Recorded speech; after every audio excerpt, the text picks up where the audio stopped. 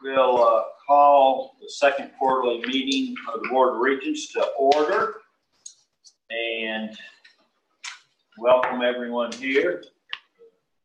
Another momentous day for Western today with the graduation later on. I think 3,300 people getting degrees.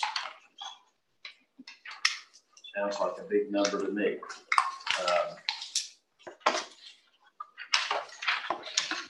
Secretary Higdon, I'll ask you to call a roll call. Thank you, Mr. Chairman. Regent Bell. Present. Regent Palmer. Present. Regent Ernst. Present. Regent Higdon. Present. Regent Henson. Present. Regent Johnson. Present. Regent McKinney. Present. Regent Nichols. Present. Regent Porter. Present. Regent Ridley. Present. Regent Smith. Present. Mr. Chairman, we have all members of the board present. We have a quorum. All right. We have before us our minutes from our February 23rd meeting. And had time to see that, I believe. I'll take a minute or two to read it, and then we'll entertain a motion to approve the February 23rd. So moved. Second. A motion and a second to approve the minutes from February 23rd meeting. Any discussion, comments? If not, all those in favor say aye. Aye. Opposed, like sign.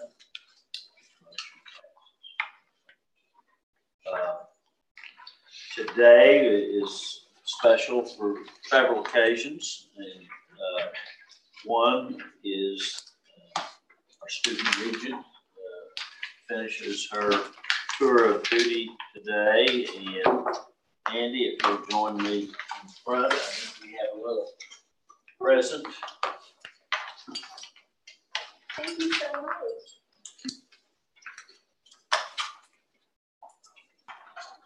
Andy has distinguished herself in many ways and certainly been a very valuable voice on this meeting.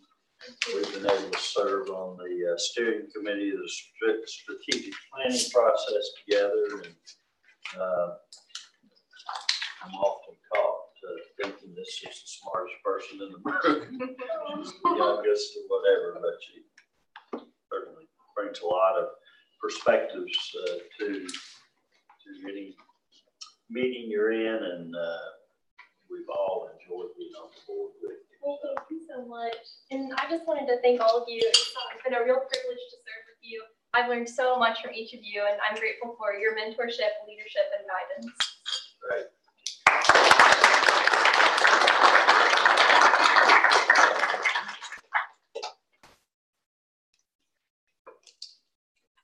We also have in the room with us today Andy's successor, Stephen Mayer. Stephen, just stand up. And look forward to having you on the board, and know that you'll step in and run it. Yeah, I'm super excited. All right. Most of our agenda today will be a consent agenda. The committees of the board met on April 27th to discuss each item on their respective agendas and recommended submitting the agenda items to the full board for consent action, with the exception of items AA3 and EX4. These items should be removed from the consent agenda for discussion and separate vote. With that, I will ask Chairman Ridley to tell us about the academic. Thank you much, Chairman Bell. Today, as Chairman Bell mentioned, that we have AA1 and AA2 as consent agenda items. Both of them extremely important. I do not want to just run by those because they are on the consent agenda. The emeritus appointment that we have already discussed, the guardian is here, and we'd like to recognize him publicly once again. service, and I think Provost Lee has a few comments. John is my longtime colleague in the history department, 27 years at WKU. He is a remarkable teacher. He has served in significant administrative roles at dean's level and in the provost's office. The thing that I guess I most applaud him for is what he has done to preserve the African-American heritage in Kentucky. His book on the segregation era of higher education in Kentucky is a landmark. It's a very significant study. But the thing I particularly applaud him for is his work as editor of the Kentucky African-American Encyclopedia, which transcends what typical encyclopedias are in so many ways because it breaks so much new ground, preserves so much information that would have been totally lost without the work of John and his co-editors. And he finished his last class last week, and as the history department does, I just love this. The other faculty members gathered outside the classroom, and as he finished, they applauded. Some folks sang "My Old Kentucky Home," but somebody also showed up with pictures of John on sticks. And so we have a picture of the class with all the students holding up John's picture in front of them. I think that really represents how folks feel about John and the kind of stature that he's achieved for himself during his time here. John is right here.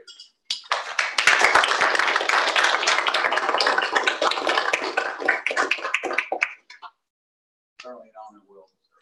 Thank you very much for your service to this university, to our community, and our nation. Thank you. With that, I would entertain a motion to approve AA1 and AA2 on the consent agenda. So moved. Second, all those in favor on the board say aye. Aye. Those opposed, no. And the motion passes. Third item is AA3. And to get that on the agenda, I need a motion that we can then discuss. Do I hear a motion for the approval of the University Distinguished Professor appointments as indicated? So move and second. Second. Second. Now the floor is open for discussion and comment. Dr. Lee. University Distinguished Professor is the highest recognition this university can bestow on a faculty member. And I probably would like to take a minute to talk about how this process works out. The process stipulates that this begins with the faculty member in the faculty member's home department. That faculty member's colleagues need to recommend him or her for this position. There's a recommendation from the department head. There's a recommendation from the dean. It then goes to a committee that's made up mostly of other university distinguished professors who review the applications for this and vote on that and then make a recommendation to me. I think Klaus, as a university distinguished professor, is part of this committee this year, but that's the process by which university distinguished professors are identified. Like all of our faculty recognition honors, it is faculty-based, faculty-driven, and these are recommendations largely from peers of the folks I'm bringing forward here this morning. The first person that I would like to recommend to you for University Distinguished Professor is Dr. Farhan TC, and she is kind of hiding back here in the corner, but maybe she might stand up for a minute while I talk about her. She earned her doctorate from the University of Nebraska-Lincoln in 1995 and has been at WKU since 2003. She is an internationally recognized expert in the field of time scales, which is an area of research that's kind of on the boundary between pure and applied mathematics. And she has particularly done some important work around modeling cancer tumor growth and how treatment possibilities will work with that.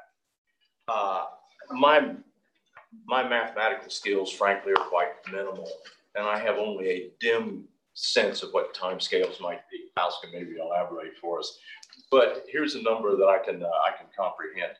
There are lots of different scientific indices that look at the quality of work that scientists do and mathematicians do. They consistently place Dr. Atisi among the top 5% of the world's mathematicians. I emphasize that because she has also taught 23 different courses in mathematics here at WKU, from introductory mathematics to graduate level courses. And I think that's part of what's distinctive about the WKU experience. World-class scholars who are working with undergraduate students throughout their experience here at WKU. She's an accomplished teacher, scholar, university citizen, and she literally displays all the qualities I think we could be possibly looking for in a university distinguished professor.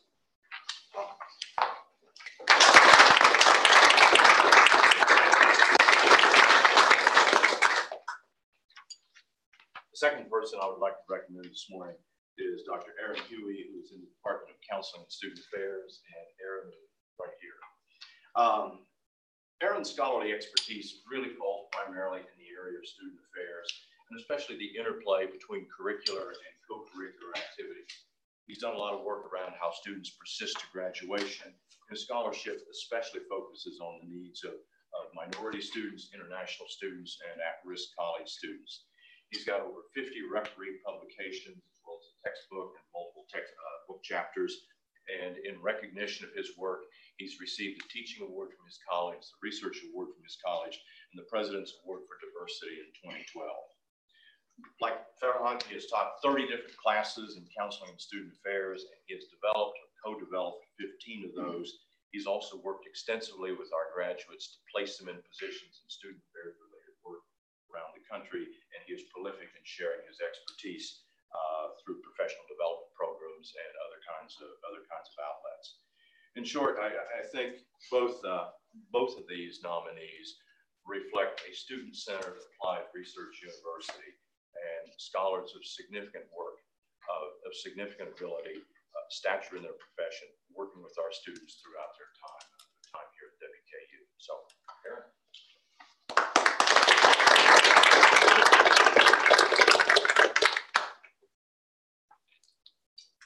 And those are my recommendations. Thank you very much for your recommendations. And also, I think I'll take the liberty to thank the faculty and all those involved, recognizing their group of people in their departments and representing each university that do excel in everything we stand for. And we thank the faculty and those involved in showing us, outsiders from the university sometime, who are excelling at what they do. So thank you. Any more comments or discussion on the motion on the floor? I just want to make one comment. This is sort of a highlight of a faculty member's career. I mean, only very few people at this university reach this distinction. And I think this is a lifetime achievement you can be proud of, even following retirement. Any others? With that, I'll call for a vote. Those in favor say aye. Aye. Those opposed, no. And the motion passes. With that, Mr. Chairman, I think our business for the academic committee is complete. I would make one final comment. I think excellence in teaching and professors is our strongest value proposition as we go across the Commonwealth, across the nation, making a case for higher education and wide support. Those kinds of faculty-student relationships that are done by professors of that caliber are critical to our ongoing success. With that, I will turn the meeting over to Chairman Johnson and Finance and Budget. Thank you. Bill. As indicated earlier, we have 3 action items in your packet that were approved at the committee meetings. Action item 1, 2, 3. Anybody like to remove any of these particular items off the consent agenda? Hearing no such motion, I will now call for a motion for approval of action items FB1, 2, and 3. So moved. And motion second? Second. Any discussion, questions regarding any of these 3 items? Hearing no comments or questions, I will call for a vote. All in favor of action items 1, 2, and 3, signify by saying aye. Aye. All opposed, like sign. Motion carries unanimously. All right, we had originally scheduled a special meeting, which we canceled because it would be easier to do this as an information item within Finance and Budget Committee report for the full board. So nothing changed, but we just decided to put it at the end of this presentation. Let me say this is an information item that's intended to give everyone a heads up as to the decision-making summary with respect to the budget that will be presented in June and is intended to kind of get us started in that particular direction. So, Ann? Thank you, Mr. Johnson. You have a lengthy agenda item with a lot of numbers. I'm not doing a full presentation of your agenda materials today.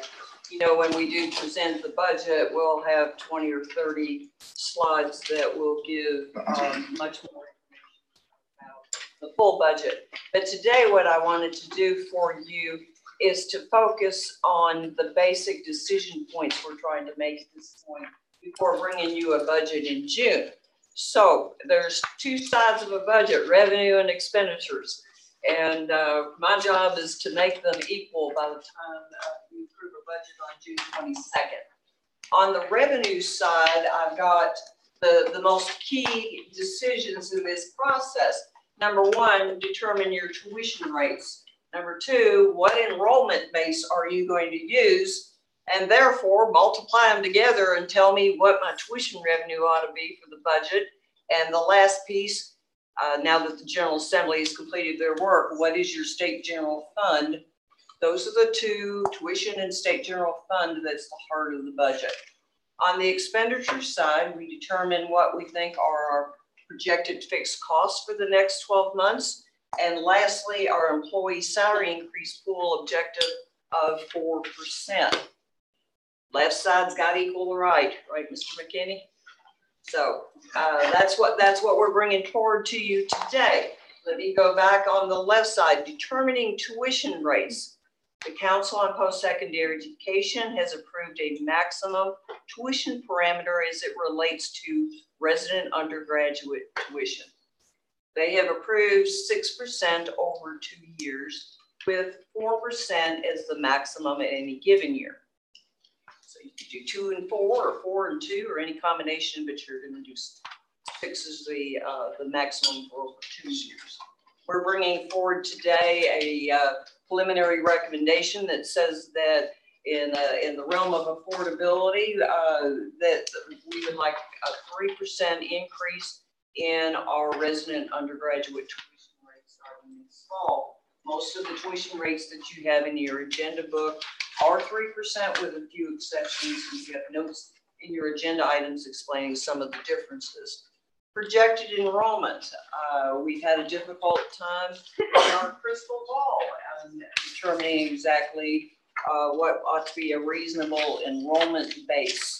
So that's contributed to our challenges this spring with significant budget reductions moving forward in July 1. This model so far includes a reduction in enrollment next year. We will continue to have a decline in international students, both at the undergraduate and graduate level. And we probably haven't turned the corner yet to address the enrollment decline that relates to your part-time students, both at the undergraduate and graduate level. So a projected headcount decline in the 500 to 525 range has been included in our calculations of tuition revenue. We would like to say that we are being conservative, mostly because of all the initiatives that are underway this year that we think we can exceed our enrollment target.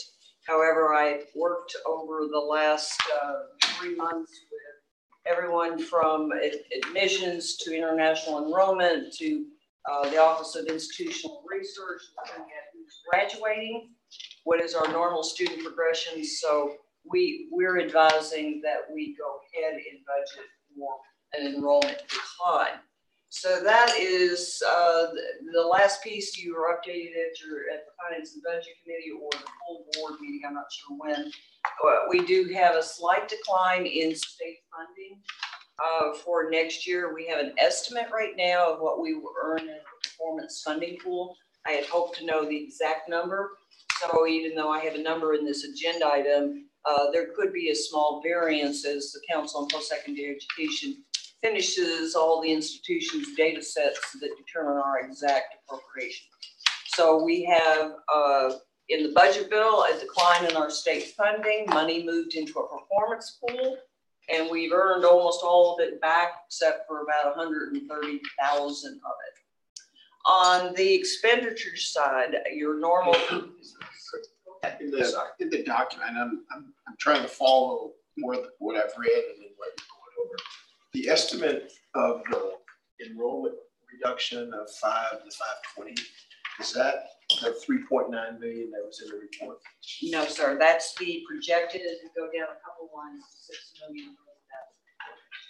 That number is so large, you know, when people hear 500 students out of 18,000, it doesn't seem to resonate as a significant number.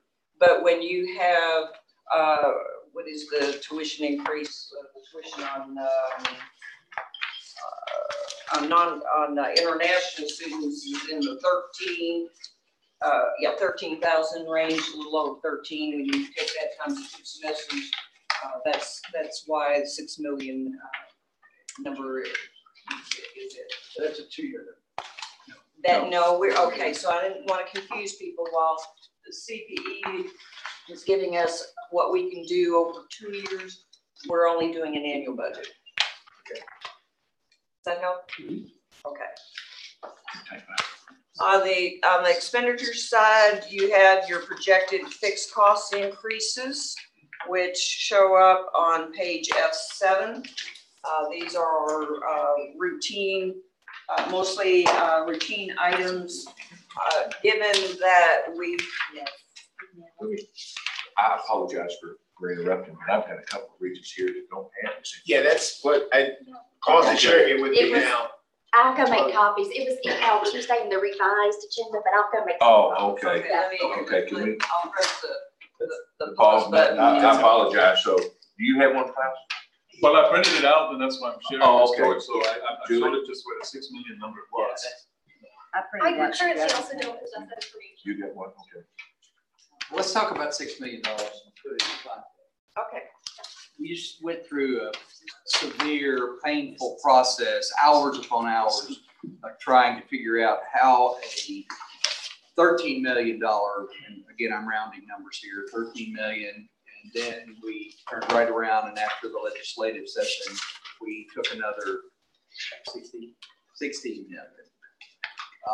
And I don't want to just to run by a $6 million drop in enrollment before I think it's anybody's surprise, is that I think it's everyone's responsibility that we're not recruiting and promoting this great value in this good institution.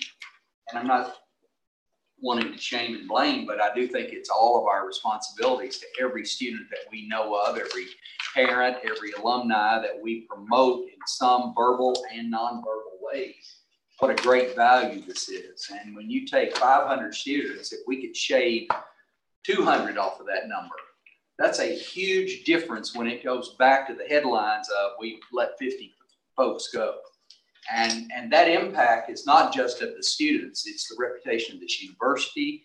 And so I don't want to run by $6 million as if it's something we're just going to have to cope with, because in my opinion, it is truly within our power to change that momentum. It's, yes. Oh, I'm not sure. Go ahead. So Regent, really, I completely agree with you. And one of the things that I wanted to make sure that we've done in this budget is to take into account what the projected enrollment declines would be in the fall, so that in the middle of the year, we're not doing what we had to do this year, which is scrambling and doing mid-year reductions. I think the other point there are two other points that are important about this. Number one, we're facing significant international headwinds that are not unlike many institutions across the nation. We have an ongoing search for a new vice provost for global learning, and we must turn the tide on that. But that's a slow go and has significant revenue implications. Last point that I do want to make is that we've been working very aggressively in the past 9 months on the marketing side, on the recruitment side, on changing the way in which we talk about the institution, our value proposition, and what differentiates us from other institutions in the marketplace.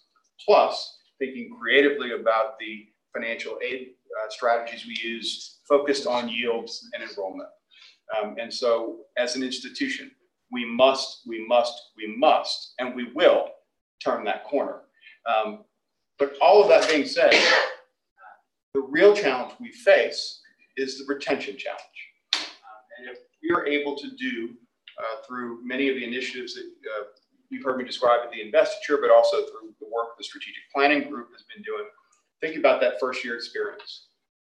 We have to get our first to second year persistence rate up to 80%. If we just did that, we'd be having a very different conversation today. So that means every one of us has to wrap our arms around every single student and help them get to graduation.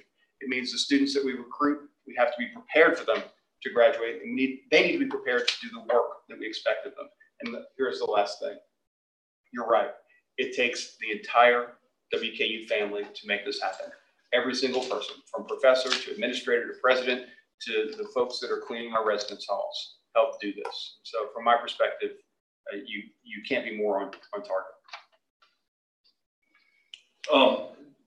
Just to concentrate on the 6 million is actually sort of misleading in the following sense. One second, I apologize to you, but shouldn't everybody have a copy of this from? I know Julia went out to get it. Someone don't know. You got one. You don't, Julia. One currently. Julia, you got one? John, do you? I read it, but I didn't bring it with me. Oh, okay. She went to get it.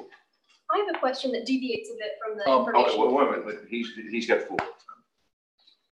So go ahead and ask the question. I mean, people may not be able to follow what you're saying. Right, but I'll give you just some ballpark numbers. I mean, this budget reallocation we have been doing, which is now in phase 2, is not just adjusting for the 6 million, but we actually have a $21 million tuition shortfall. And it is basically in the 16-17 year, it's about 4.5 million. In the current budget cycle, it is about 8.5 million. And in the projected next year, it's 6 million, and it totals up to about 21 million. And that's really what this adjustment is for. Now, I want to make sort of a generic comment. I'm sort of new on the board, but these budget reallocation, these budget fixing proposals are really significant. And I'm somewhat surprised that we do not have those as actually voting items on this board. It comes down to us for the second time as an information item. There are significant organizational changes within the university structure, which by far, in my opinion, exceed anything in importance on what we have on the agenda to actually vote on today. So, for example, we dissolved the college. This is one of the major units of the university, which we did not vote on.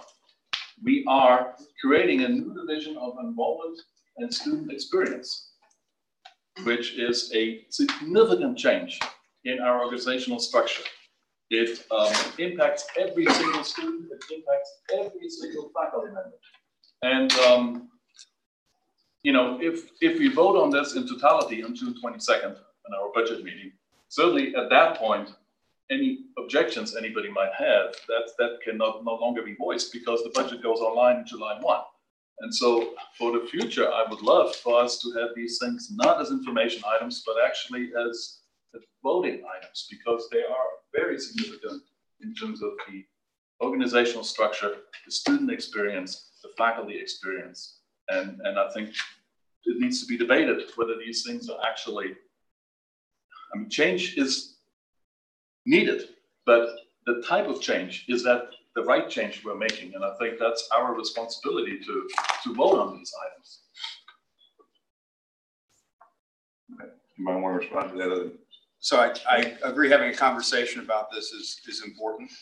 And one of the things that I know about the organizational shifts that we're making, and I think having that conversation in public is terrific. They're all grounded theoretically.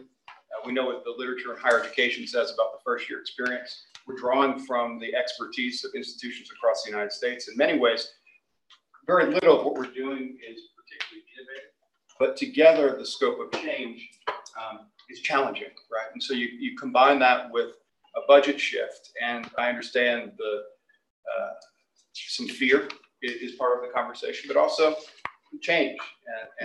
But we're in a place as an organization where, as I've said before, we can't just get smaller. That's not going to change anything. We're a place where we have to think differently about the work that we do. And Klaus, I agree. I think this is going to be an ongoing conversation. It's one of the things that we've done in the strategic planning process, having open forums and feedback and input.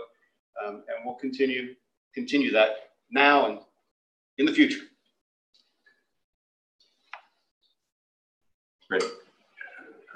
I would agree with Klaus, and I think those comments were echoed in our committee meeting 2 weeks ago. As a board, our part of shared governance needs to be at the table as well. If it's not premature, I'd like to interject a discussion about the tuition rate increase. And I know there are pros and cons to what we do.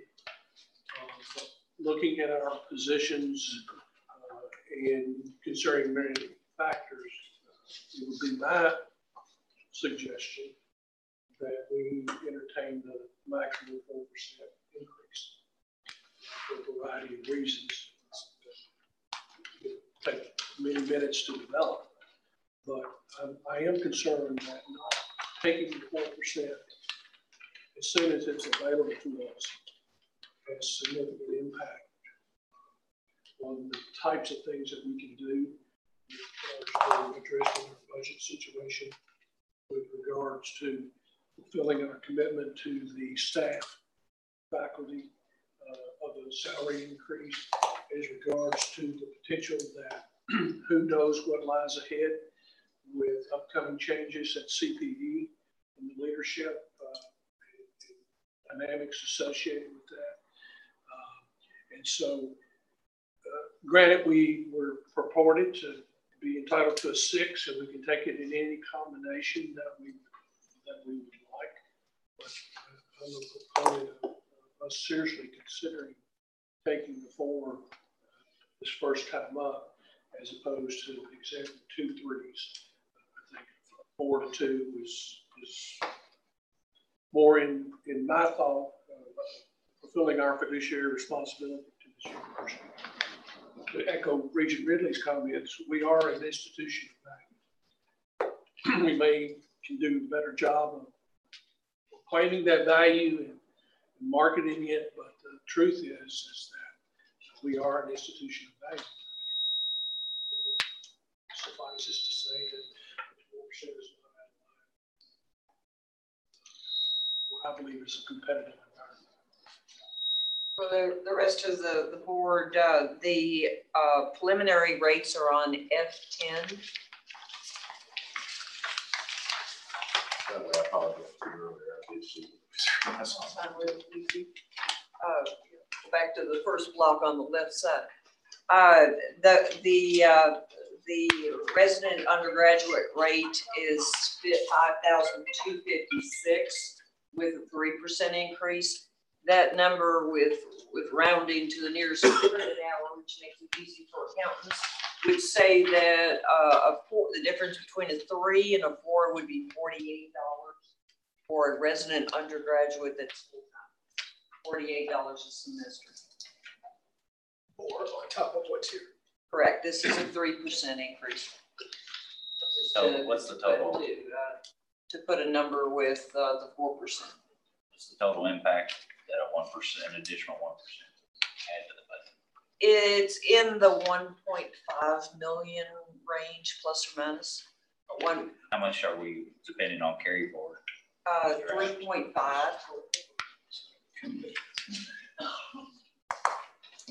You know, my comment,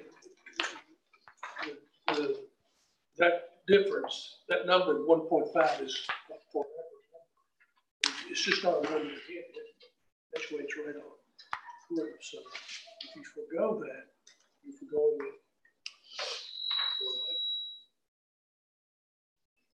it. Andy.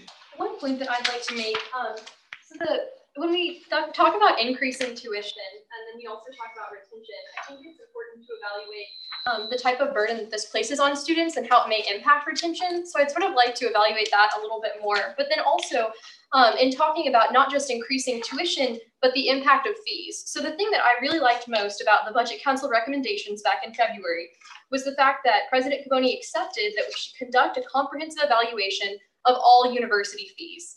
And I think that's extraordinarily important. But then I recently had a meeting with Provost Lee, and he discussed an additional fee per credit hour for all online courses. So that's an additional burden for students that would be assessed. I think it would be totaling about $1 million based on about $1.6 million.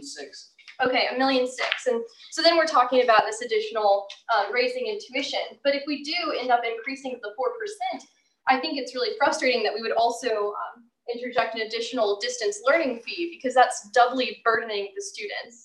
So I haven't really seen any of the aspects of the Budget Council like come to fruition as far as the evaluation of these fees. So I don't think it's fair at this time to conduct or to assess an additional fee and raise tuition when we still have not accepted this comprehensive eval. I think that it's sort of like choosing one or the other from a student perspective, especially if it's 1.5 million versus 1.6. Let me go ahead. Let me just provide some clarifying information. The current online fee for a full-time student that's taking one of their courses online would be $100 per credit hour on top of the full-time load. And what's being considered is increasing it to $150 per credit hour. It's a note down at the bottom of the tuition schedule. This obviously, when we were looking to reduce budgets in the $18 million range, was extremely challenging. We made every effort all the way to late April to identify all the strategies to minimize the impact on students, protect core services. No one wants to raise tuition. No one wants to raise fees. This was just one variable in comparison to some of the other universities. There's a table in your agenda material indicating that we're not the highest, we're not the lowest. There are other universities that in fact have decided if you want to take an online course, you pay the full rate per credit hour and you pull it out from your load. So we knew that this would be one of your concerns. So that's one reason the provost met with you prior to the meeting. And one thing I'd like to add too is there are certain classes, a number of them, as Provost Lee has evaluated, they're offered exclusively online. So it's the professor's independent decision to only offer that class online. And so I think that assessing this additional burden when tuition is already increasing is, one, not fair to those students who have to take those required classes in order to graduate. And then also, if the students are already committed to these courses, the semester has ended, like finals end today. So these students would not be informed of this additional burden until summertime. Many of them won't be checking email. So they'll come back in the fall and then just be assessed these fees. So I just think that, I guess, like the implementation of this begs some questions. And it's important to look into hybrid course offerings, because if there are 1,100 contact hours, then you could do an in-person and online hybrid course, and it would not need to assess this fee. It would just be a bit of extra work for the professors involved. Yes, if you want to, I'm going to let him respond to her questions. I mean, she's got the floor. Particularly related to the required courses that are offered only online. Mm-hmm. I wish you could have seen my face when I heard that for the first time. Here's my question that I asked back. Number one, why are we having full-time students required to take an online course when they're full-time in-person students? And that's the only option for them. And if we are going to do that, why are we burdening them with the additional fees? So one of the things that we're looking at is how can we, for those students today for required courses that are not offered in person, how do we discount those in such a way that not only are they not affected by the $50 fee, how do we take away the other $100 fee as well? I don't think that it makes sense for us to have online courses that are required for in-person students that impose an additional financial burden. So we're going to take, that's one of the things I've asked folks to take a look at during the next month. But the other is, and this is an academic question, what's the process by which we decide what courses are offered online, particularly required courses? And is that a that is a strategic conversation, a curricular conversation, not to the ease of faculty conversation. And so as we move through this, I think we must take a look at both core and degree offerings to make sure that anytime we offer only online, that is a strategic decision done for a particular reason, not for the ease of an individual. Okay. And so we're going to work on that. Agreed. Thank you. Is that it? Andy? Yes. Okay. Josh, you want to go again? Yes. So I believe that the way we are sort of budgeting this is not quite correct. Okay, and so let me just sort of tell you, it's sort of an elementary exercise of economics that when the price goes up, demand goes down. And so in this budget, what we're seeing here, we increase this fee by 50% from 100 to 150, and assuming that we have the current enrollment and sort of budgeted, which I think is probably somewhat questionable. I believe that in a wider context, that if I look at our tuition fee structure, first of all, there is a absolutely bewildering number of fees, which nobody actually fully understands. I certainly don't. Second, our pricing is really absolutely strange, to say the least. So for example, take this fee on an online course, okay? Well, an online course ought to be cheaper than a in-class course. There is no classroom to provide, there is no building to heat, it ought to be somewhat cheaper, but what are we saying? It's actually significantly more expensive. But I can go a little bit further. So for example, I just quote you a number. If I'm in the PhD program, the doctorate of educational leadership, I'm paying a graduate resident tuition rate, which is actually lower than our generic graduate rate. And so I think this needs to be looked at. I just cannot conceive that if somebody gets a master's in history, that this ought to be more expensive than if somebody is in a doctorate program. But that's what we're currently doing. And to me, it's quite bewildering. Klaus, I agree with you. We need to take a very comprehensive look at both fee structure and the way in which we're bringing in to work with us both on financial aid and the way in which we craft this. Noel Levitz, they do this for universities all across the nation. It's absolutely the work that we're going to do. On the pricing, the economics make sense, but you have to take into account elasticity. And so I know, but I want to make that point. And that what we see in our market is the suggestion that there is some elasticity in our tuition pricing. If the market position as an applied research university is just below the R1s in the state and just above comprehensives, then we think that there's some elasticity there. And I think we can do this plus grow not just demand, but enrollment. And that's the elasticity question. Noel Levitz is going to help us nail that down. But it is a point very well made. Georgie, go ahead. Wow. What a perfect storm. That's really where we're at. When you think about a new president, a new budget process that we've gone through with the state system, declining enrollment, this is really challenging to get your arms around. We're talking about whether we increase the tuition based on what the requirements are. Actually, like Fred's suggestion, I think we do as much as we can in the beginning and try to, but I didn't know this other stuff about the impact on students. But there's two questions here for me. One is process. And I don't think we're doing very well right now in process. If we're having this conversation, and if I'm not mistaken, June is next month.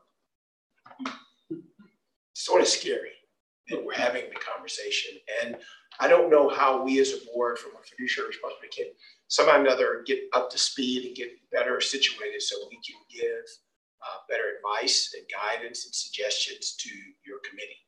Because one, I'm grateful you're leading the committee and we're having this debate, but somehow or another, I think we're missing something.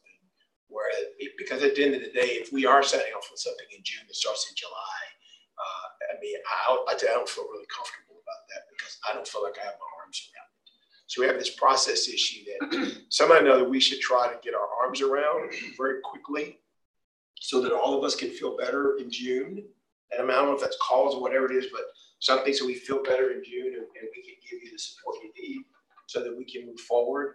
And we have to think about all the pieces around that, the communications, the impact on students, the university, the whole economics game that we're playing here. But I'm really struggling with this process question. And then these major questions that just as a university, again, it's a perfect storm. We had all these things happening at once, and we're trying to move forward.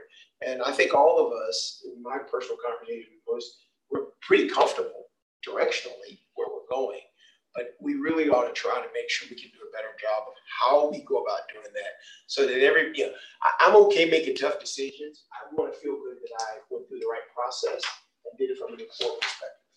And so somehow or another, if we could get our arms around that, I just think that would be helpful. If I can respond to that, because I think those are excellent points that have been discussed here before you came on. So the thought process has been here about the issue of timing, enough time to examine the records and make decisions based upon that. We've had a process in place for a lot longer than I've been here. And as anything gets set in stone, it is hard to pull the sword out of the project. And in this particular case, the president has undertaken to change that model. And we are at the front door of going through to change that model to address precisely some of the issues you had, except the problem is we've got a budget that we have to come up with by the end of the year. So hence the perfect storm, I presume, is where it comes from. And I think that's exactly what you're doing. I'll let President Carboni address that side of it, but that's the new budget side of it. And Chairman Bell had changed the meeting dates in order to try to push this forward. And then another small thing that we've done is to come up with this information item to give you the big ticket items that we need to consider. For example, we're talking about 3% raise in tuition. If we can go around this board and maybe come to consensus that ought to do 2 before. But then that gives a message back to the administration saying, okay, it needs to be 4, as an example. Same issue with the $150 versus the $100. We did not beforehand have the opportunity to discuss these matters at this length before today. And so it's starting to change. I'm glad you recognize it. And again, so from that, then I guess as a follow-up, so what can we do to help your committee, the president, the university get through this then in a way that we all feel comfortable about? I don't know the answer, but I mean, I really want to help. I understand everything I'm looking at. It's just, Well, one thing, and Jason has said this to me as a member of the committee, and he says, can we get the budget out soon? It's a hard process given we've got to deal with when the General Assembly finishes, we've got to deal with the CTE makes its decision, and all that stuff starting to come into place, and then we have to do it based upon projections as to enrollment, retention. We've had those same elements in the form of the past. So following along in how you were planning to do this, and I like simplicity, okay? Is there any way for the more knowledgeable regents and the president and Ann and her team and I got the tuition and all that, but there's still other issues, there's the impact on students. What are the top 5, 6 items that, because everything else becomes formulaic, but what are the real important issues that we as a board should give you input on? And that should not be complicated or difficult for us to say, here's our thoughts, okay? Tuition rates, that's one. What's the impact on students? Well, let's lay out, well, there's fees, and here's what that number looks like in real dollars, because I'm only worried about an individual student, those type of things. So what's the 4, 5, 6 things that are really, really critical that we can give you our input on, and then you can go make decisions so that everything will begin to roll up in the time frame that you have. And we as a board should be saying, here's the things I think are, and then you all can ultimately make the decision. It shouldn't be a laundry list of stuff. What's the real critical things? And then because we can't do all of it and then give you a budget in the time frame that we're Well, I think the most crucial element is the expenditure side of it. And I think the board can turn around and say, okay, these are the areas that we think we need to enhance, maintain, improve. These are the areas that are not producing where we are. We've got a policy. We've got to adopt a policy that simply says, as a board, we want to change this. We want to eliminate this. We want to add this, whatever that may be. And I think that's the performance model that we're trying to move to. But those are the elements. Those are the very elements. So if you just lay those out and then we sit down and we can opine on that, and then you all have guidance. And I think all of us would feel better now that we've had input. I understand why this was informational, especially since this is new information for some of us. So that makes sense. But to keep you on your timeline, I would still love to understand and lay it all out so we can give it. May I respond to Regents? It's absolutely what we're trying to do this cycle. I get it. My understanding is that we now have 6 weeks between now and a vote at the end of June, where everyone has the materials. Is that? And I think that's a longer period of time. As long as we've had. As long as we've ever had. As long as we've ever had. So the way this used to work, is the budget came out a couple of weeks before that June meeting, the week. Not even that much. At that meeting. No, it wasn't that. And so what we, so while it feels like there is a time crunch, what we created, at least in this go around, is 6 weeks of space. I hope next year, given the tuition's been set for 2 years, we have a longer period of time. So we're working on it. It's a point very well taken. Maybe I should disregard everything I said. No.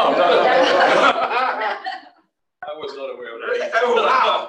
Really? I don't know how you make your decision when somebody puts something like that in front of you over that short of time. I don't know how to do that. It's difficult, if not impossible, and that's why the change is going.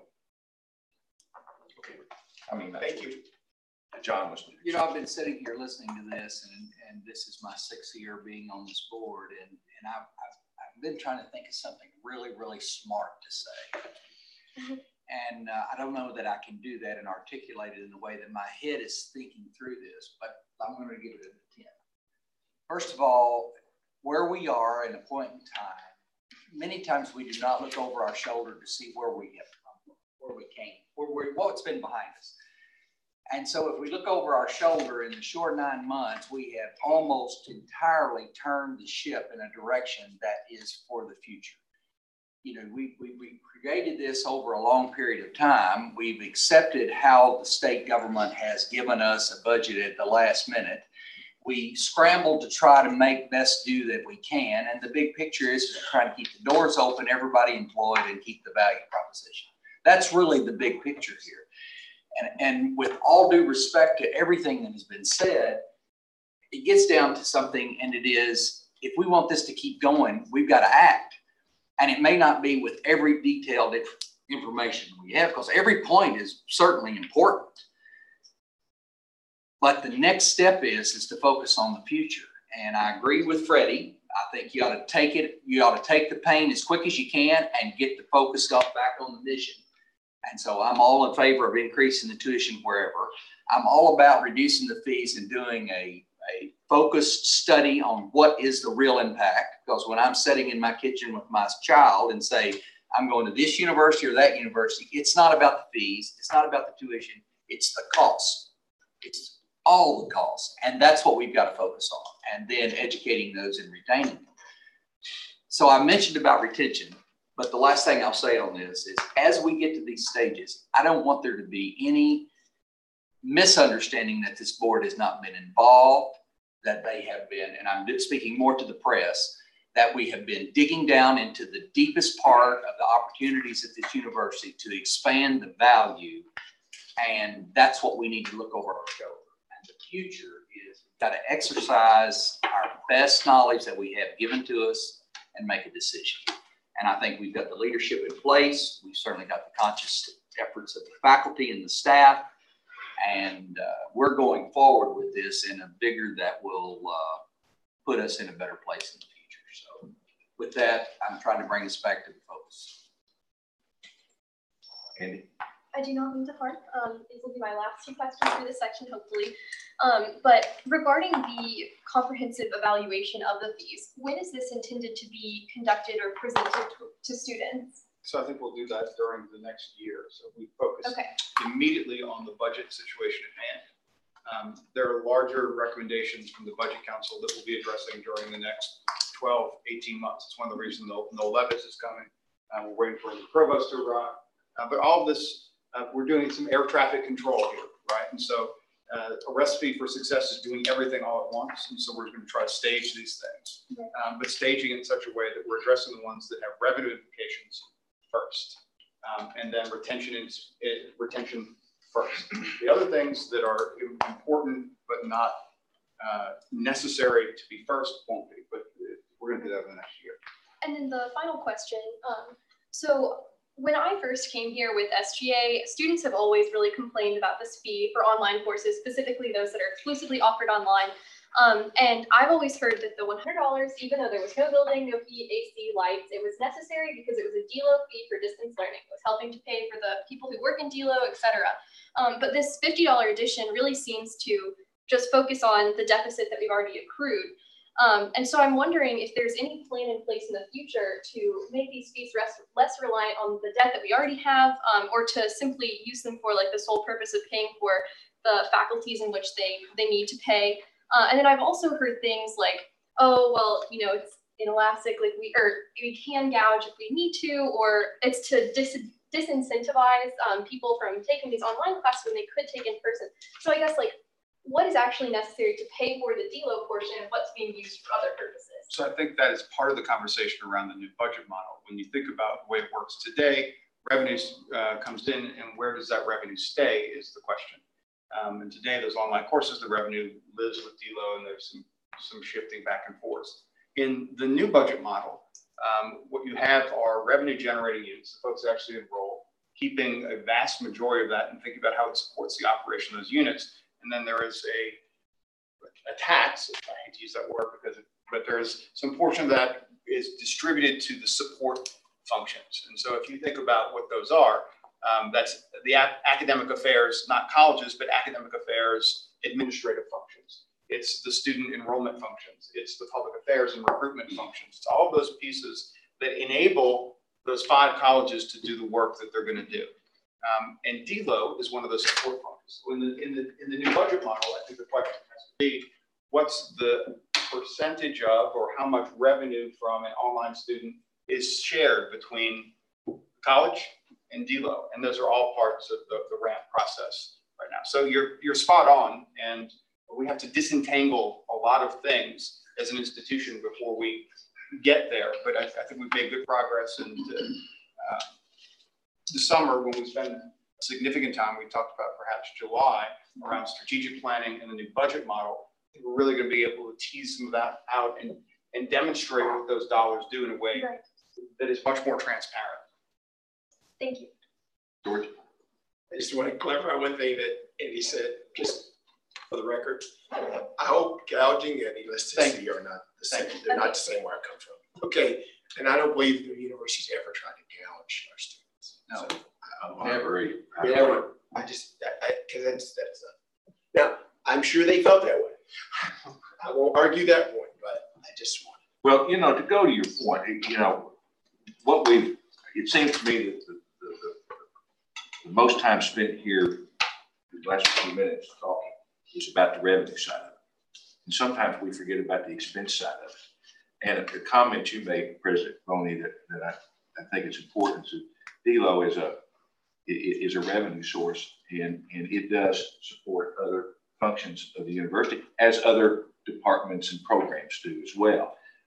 That's changing in the model to go forward, and here we are, as George pointed out, in the eye of that perfect storm, trying to figure out which direction we need to go, and we're surrounded. But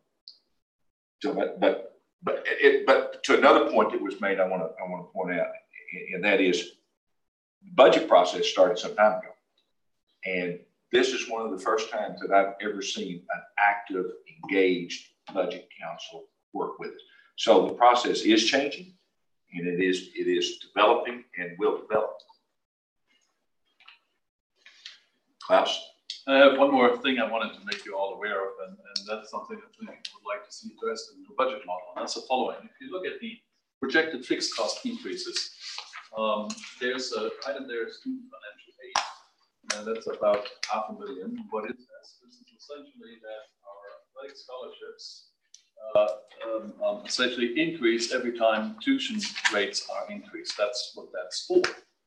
However, what I want you to be aware of that there are many other units which are really negatively impacted by tuition increase. So I give you an example of my department. We have a fixed budget for our graduate teaching assistant. And every time tuition increases, the stipends we can essentially pay will be decreased because out of the stipend, the tuition has to be paid. And basically, we are not competitive within our region for mass TAs already. And every time we do this, basically decreases our capacity. And so how have we reacted? And I'm sure there are other programs which have reacted exactly the same way. In order to stay even reasonably close to what we need to offer, we cut down the number of assistantships we have, because that's the only option we're given. And so there are many other units on the university which are affected by a tuition increase. And currently there is no mechanism in place which actually compensates for this. So the other large unit, which I want to mention, prominent unit, not large, is Gatton. Gatton faces a long-term problem in the sense that they have a fixed allocation, and every time tuition increases, we need to charge them more for the classes they're taking, and currently there is no mechanisms to compensate for that. Regent Ernst, you are absolutely right, and here's the challenge that we're going to address head on. We have to stop thinking about financial aid as an expenditure, even though as you're describing it, it is, because those are real dollars, cash in the barrel that you're spending on tuition. We must begin to shift our mindset from financial aid or scholarships or assistantships, tuition assistantships, being money expended. And we must move to a net tuition revenue model. That means we have to stop thinking about $1,500 spent on a student who otherwise wouldn't be here as $1,500 spent. It's $8,500 gained on the revenue side. And so that means the model we should move to. And it's not just for undergraduates, it's not just for athletics, it's not just for debate and Gatton, it should be for every department across campus. It's how are we leveraging a discount to generate revenue? It's a very different conversation than what we've ever had before, and we're going to get there. Again, it's part of all the different pieces, particularly at the undergraduate level for next fall. But I think we also have to address it for graduate students as well. It seems crazy to me that we would think about not discounting when we're, because if we're expending dollars out of a budget on tuition, instead of using it as a discount, I think that's not where we should be. We're not going to be there for a long time. All right. We have a long agenda today, and I know Chairman Bell wants us to get someplace else to answer anything else. I'm deferring back to you to see what you'd like from me, and whether we want to regroup after the meeting and talk what might be the best. Well, I think the suggestions I've heard, unless I hear something different around the table, is an increase certainly up to 4%. And I think I've heard around the table that there is some concern about the $50 increase. So I guess maybe we'd have to develop these numbers a little bit differently, at least in those two items. An increase to 4%. Am I saying that correctly? Does anybody disagree with? We're not voting, but that's what I've heard. Probably can reach the same conclusion, $50 increase. Elasticity of that number, which is very appropriate.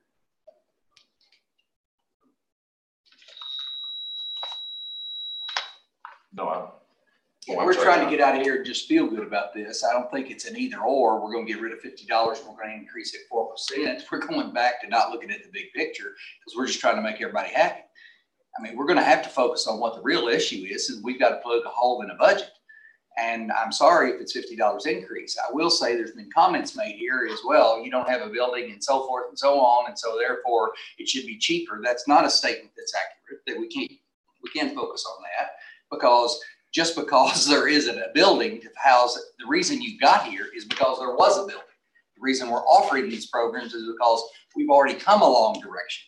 So you just can't all of a sudden one day say, well, I'm gonna start offering online because I don't need a building. There isn't a retailer in the country that adds a product line and says, well, we're gonna do this because we don't have to have a building. Well, they've had a building, and the reason they can do this, they have a brand, they have a process, they have everything involved, and that is overhead that has to be covered. So it concerns me that we get to a point and not look on the big picture and take the advice of people that have spent hours on looking into this, and then we get down into the weeds and say, well, we're going to do this or that. And I just don't agree with that. I do agree with an increase. If the budget says that we need to have $50, I agree with that as well. This is about the big picture, and we've got to get to the next stage so we can complete these strategic plans that are already in line. So that's my opinion. George? I would rather see you all go back and regroup after this meeting. Exactly. Based on what we were saying is, what are the major items that we should be giving you input on? Right. Okay. And then the impact that it has both from a university perspective and a student perspective. And then we get to make an informed decision about whether it's $50, $100, exactly. 4 or 3 or whatever. Because I don't want to, I mean, there's a lot of issues here. That's why I was saying, what are the top ones that are important? Not just a numbers perspective, but there is a real impact. There's elasticity, but there's students and there's costs. And then, so I'd rather you all go back and figure that out and lay that out for us, and then come back and send us a note or whatever and tell us what we need to get input to. I just think that would be better because I don't disagree with that. Then we'll do it in that regard. But I want to echo something John just said, and that is you pull one of these numbers out on the revenue side, you got to pull it out on the expenditure side. So, you know, it's easy, John, if you point out, sit here and say, okay, we'll drop that $50, but then where do we make that? Somebody else gets hurt. But you all can tell us that as we go through. I understood that to be the question. Tamara? Just briefly, and I agree with what John said as well. And online, you still have the IT back support. You still got things, you still have costs associated with it. It's not just less expensive. And I understand that some elasticity to increase the fees, but what I have heard since this came out, and I just want to say from numerous people, you know, back around campus, the concern that we're overpricing and we're pricing ourselves out, that we're going to take this $50 and I understand why and why we're doing that, and I'm not disagreeing with that in any way, form, or fashion, but if we start seeing a further decrease in enrollment because we priced ourselves out of market, which we have seen happen in several departments across campus already. So that's my concern. We may have to do this, but at what cost to ourselves in the long term? If I may, I completely agree. And so the delicate balance on this is as you're changing your pricing, you have to pair that with increasing demand, right? And the way you do so, it's matching marketing and recruitment with that shift. If you don't increase demand, you will see it go down. So during my career, I've done this over and over again, right? You have to be able to aggressively market, tell the story, increase demand, increase the top of the funnel and yield at the same time you're doing this. If you just keep doing what you've been doing and then pull the price lever, you are going to see a decline in volume. And so you got to do both at the same time. One thing, I just like to say that we plugged a $30 million budget hole with only cost, and we do need to look at some revenue side. I think we've done an excellent job. We've made drastic cuts to the point where we're at the end of the possibilities. So we do need to look at revenue. We're still dependent on $3.5 million in carry forward to plug the final hole in the budget. So revenue needs to be an option. And Dr. Caboni, I'm assuming we're looking at dual credit as well. Dual credit is set differently. And we have to be so careful about that because we can't risk a scholarship opportunity for students. So it is priced incredibly low. It is incredibly low. And you come in and you have students that already have a first year done, completed. And you have parents that work at this university that tell their students, get all the classes you can dual credit, so I don't have to finish paying the rest of your tuition when you get to be a junior and senior. So I'm just thinking dual credit needs to be addressed as well. Seems like there's, there's overhead there as well.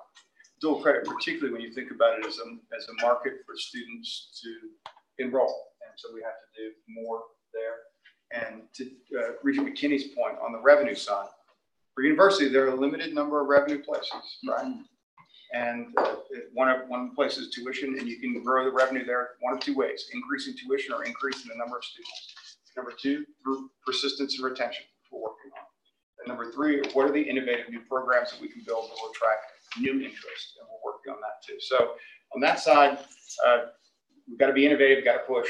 And I think the things that we've been talking about in the strategic planning process are going to get there. But on the revenue side, there's some limits, but also there are opportunities. Public-private partnerships. How do we partner with companies? How do we create new online offerings that are done in tandem with community colleges and high schools to lower the cost but increase demand? So all of that is absolutely, we're moving that. Okay. Thank you, President Coney. And for that, Chairman Bell, that concludes. Well, thank you, Anson. Good discussion, and it's a longer, earlier discussion on these matters than we've ever had since we are making progress, and I think Regent McKinney voiced that this time last year, sort of rang the bell that we need to move this stuff up. And thanks for y'all's good work. It'll get better, yes. We have a couple of consent action items on the executive committee. Is there anyone that would like to forward one of those off of the consent agenda? No, but I do have a question after we do our action. Okay. Process. Okay, we have item number 1, approval of the athletic employment contract of Greg Collins.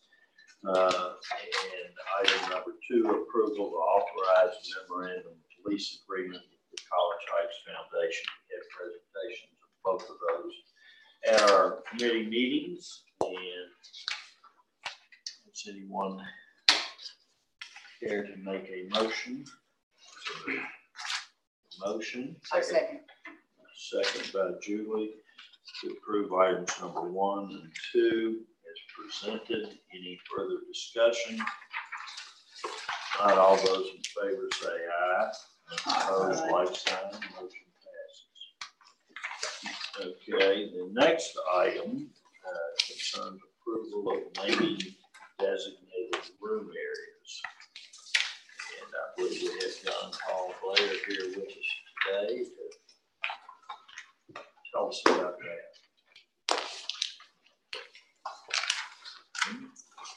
Yes, thank you. And this will just take a couple of minutes, but appreciate the opportunity to share about some exciting new naming opportunities for the campus and briefly about those who are making the gifts.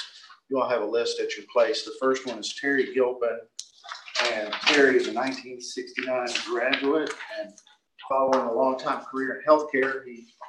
He is now consulting in St. Petersburg. He's active in our Tampa alumni chapter, and his gift support is for the Augustine Alumni Center, and we'll name the grand staircase there. The next gift is from William and Christiana Turner to name a faculty office and then here in Honors College. Will is a 2007 graduate and is director and senior counsel for the world's largest equity derivatives clearing organization.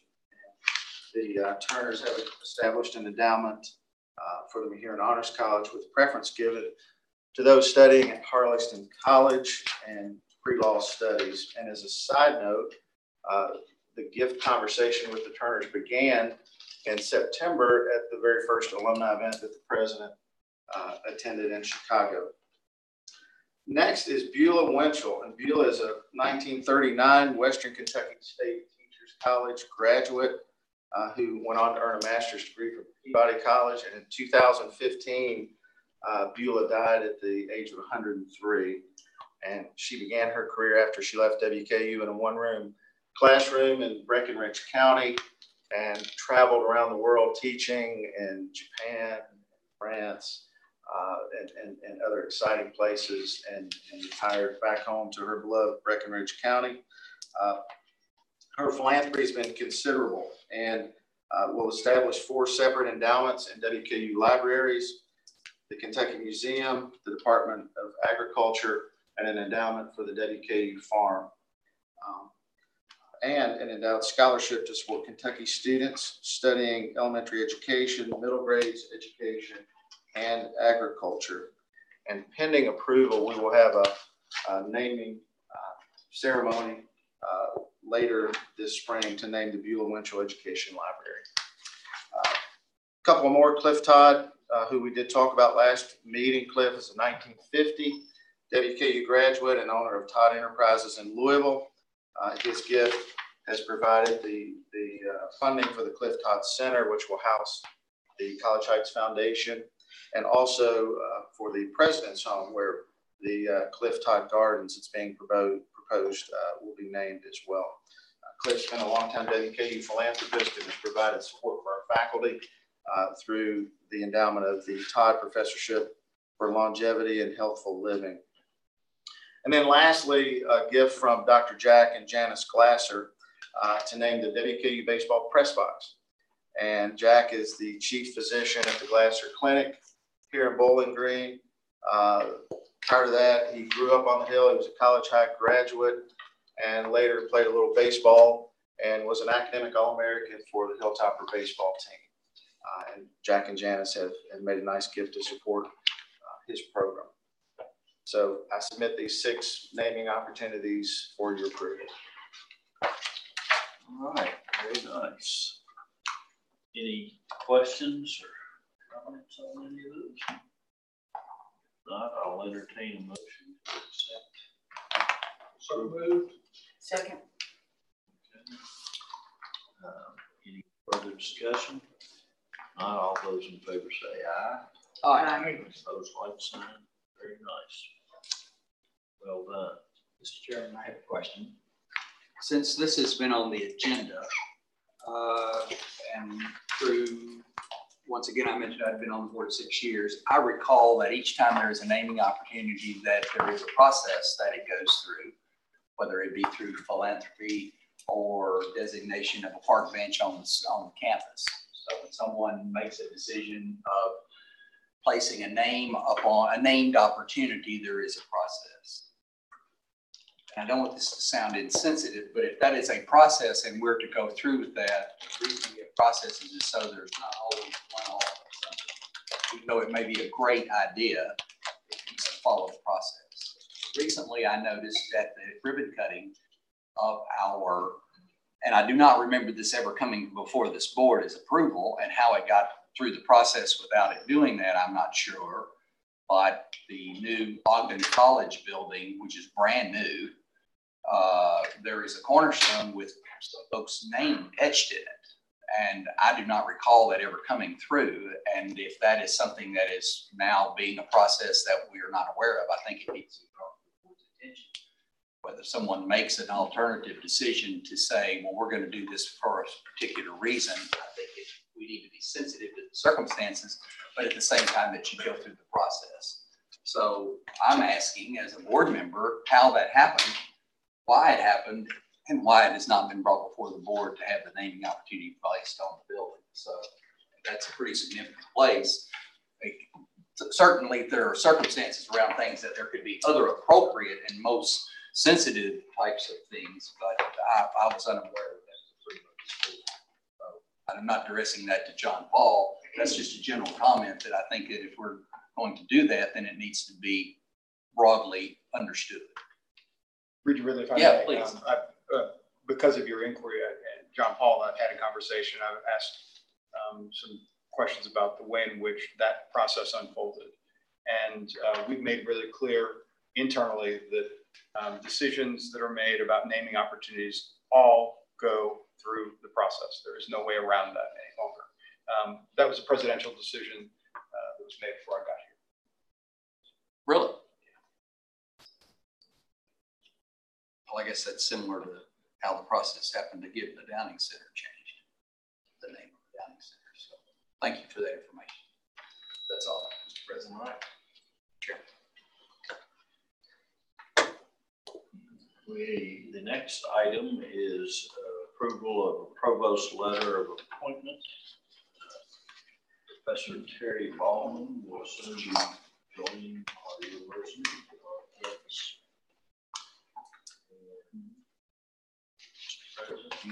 I would like to call, if you would, to be Provost Ballman's contract. If you look at item number 6, there was some concern in the Budget Council about the way in which folks who departed the provost position returned to the faculty. Provost to be Ballman and I had a conversation about her time here, and she not only was willing but completely understood the way in which her faculty salary would be calculated at the culmination of her service and when she returned to the faculty. And so I just want to point that out. It was a concern expressed by the Budget Council and one that we dealt with not through a policy change, but actually through a conversation and negotiation, which is what I described we would do in February. We're very excited to have her join us. Board meeting. John Paul, I think you had the information. We need to take a vote. We need to take a vote. Yeah, I'm sorry. Yeah. We need approval for this letter of appointment. Second. Henson, Johnson, second. Any other discussion? Call for those in favor, say aye. Aye. Opposed, like sign. Appointment is approved.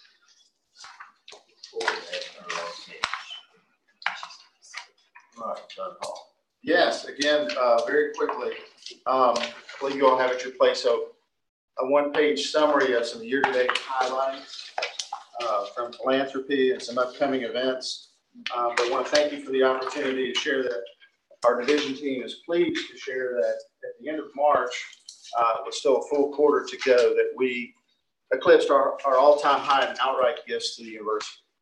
Remember, that's 23 million, a little over 23 million is a new number for us. I can also say that that as of today, that we are now over 24 million, and fiscal year end, we expect to be very near or above 25 million for the first time. So below that number are listed there's some category listings. The first are the gift sources reflecting the growth that we've experienced this year. And beginning with alumni, you can see alumni contributions so far have increased 68%, and then so on down the line from foundations and corporations. I want to highlight again, as I was able to briefly a couple of meetings ago, that our faculty staff support is up significantly. There are some major gifts there that have increased that number by 100% over last year, but also the number of faculty and staff supporting has increased as well. And we had a reception just a couple of weeks ago. It's right at 700 members of our faculty and staff to this point of the year have made a gift, and we were able to have a reception and thank them for that recently. The next group, again, just highlights some gift categories. I'll just point out a couple of them. Major gifts, you can see we've had a 95% increase, almost 18 million. Major gifts at WKU is an annual gift of $10,000 or more. Also in parentheses, you can see that the volume of major gifts have grown from 195 to 249. Endowment gifts have increased 62% and represents about 30% of the gifts made to WKU are in the form of endowment. And student financial aid continues to be a primary focus and even an elevated focus with the emphasis on the WKU Opportunity Fund. We're excited about that opportunity as we move forward. And then some additional categories with increased totals, again, speaking not only to the dollar amounts, but the fact that President's Circle membership is growing, total donors are growing, and total gifts as well. And finally, WKU's endowment is at an all-time high of more than 173 million. And to give you some context historically, endowment, when we started our first campaign at WKU in 1998, and Regent Ridley is smiling, he was on that campaign again. We were at $24 million at that point. At the end of the campaign, it rose to $58 million. And following in campaign 2, in 2012, endowment stood at 118 million. So we're pleased to see where our next campaign effort takes us as we go forward. And then some special events. Wednesday night, the president gathered with Northern Kentucky alumni. And between now and the end of the month, he will attend, or the end of next month, excuse me, he will attend 5 more events, concluding with a Washington, D.C. event hosted by Regent Nichols. And we will also jump through every one of our 27 county service region. I don't know if we've officially named our Big Red Caravan yet, but Apparently just did. We'll do that. Also in June, Robin and I and many others are working on that trip as well. So as we conclude this record-breaking year of philanthropy, there will be many more significant gift announcements this spring. I referenced Ms. Winchell's. So things are progressing. The strategic plan we're excited about as it lays the foundation for our next campaign to see where we might be able to climb to. Okay, well, thank you. John Paul, can we add that the Louisville presidential welcome event was the largest one? That's a part. I will add that. It was. We had 150 plus in attendance, and Regent Henson planned, and we executed it beautifully. She invited the red shirts to come, an a cappella group, and it was a great night. I know several regents were there, and we concluded with their singing of our fight song and had a great time. And it set the bar real high, Regent Nichols. Can I get like a cheat sheet on what? We were just thinking we would have like pizza and beer and everybody come over, but obviously that's not what I should be doing. That works too. Okay, I gotta raise the bar here. I'm not competitive at all. I can tell. I can tell. At the end of that long group, that might be the best way to celebrate. Freddie. Mr. Chairman, I had the opportunity to serve on the strategic planning committee for the gifting program with Tyler Smith. These two guys are doing a tremendous job. Obviously, this is proof in the pudding, but what is remarkable is that when you look at their staffing numbers, personnel numbers to prepare, I don't know how they get the job done, but not only do they bring home the bacon, they are doing it as efficiently as anywhere in this university setting that I've seen. So, Donald, John Paul, thank you guys.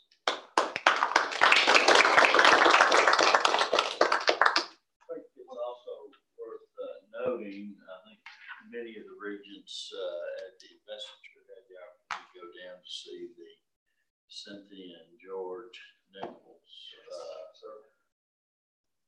Intercultural Student Engagement Center. I got that right, but what a gift to the university that you all made, and certainly sets a high bar for all of the rest of us as regents to contribute in as many ways as we can. But quite a gift. I love talking about wonderful things. That to me is the pinnacle of what we're doing, is what are the results. And 30 years of being in the investment business, I can assure you that money chases results.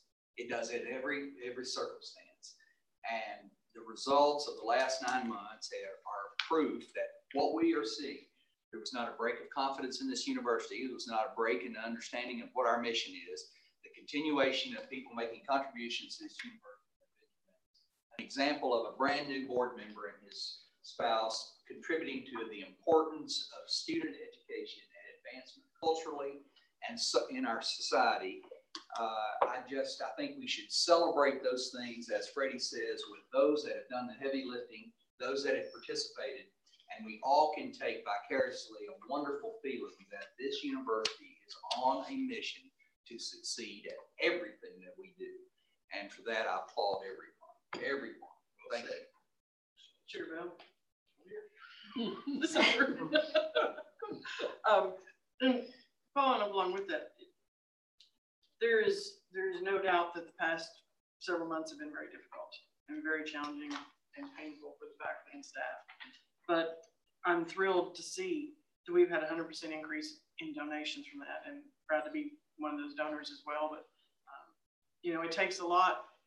We're going through some very difficult times and still going through those times, but to still turn around and be willing to write a check back to the university because we believe in what's going on. We believe in the president, and we believe in the mission. So I applaud and want to, you know, publicly state my thank you to all those staff who, you know, aren't always making the big bucks, but they're willing to give back because they do believe in our mission, and the faculty for what they give back, because we're here because we believe in WKU and we want to support that. As alumni, I know I feel an obligation that I should give back. So, but you just want to call out thanks to those individuals. Thanks. All right, well, thank you, John Paul, and we're going to take a 10-minute break before we come back and go on closed session. So give everybody a chance to stretch.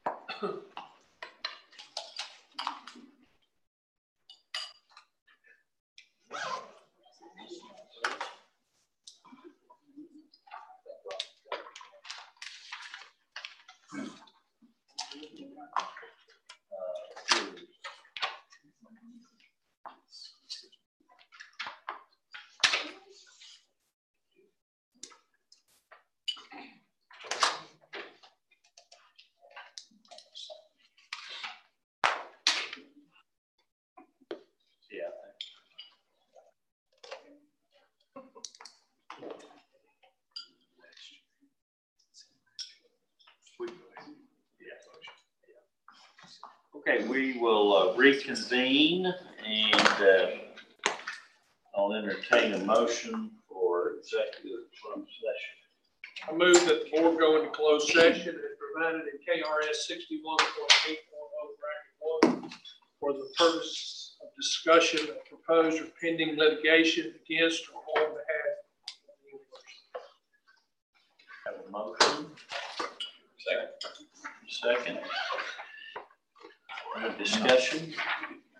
All those in favor say aye. Aye. Opposed, like sign. Okay. We're ready. All right.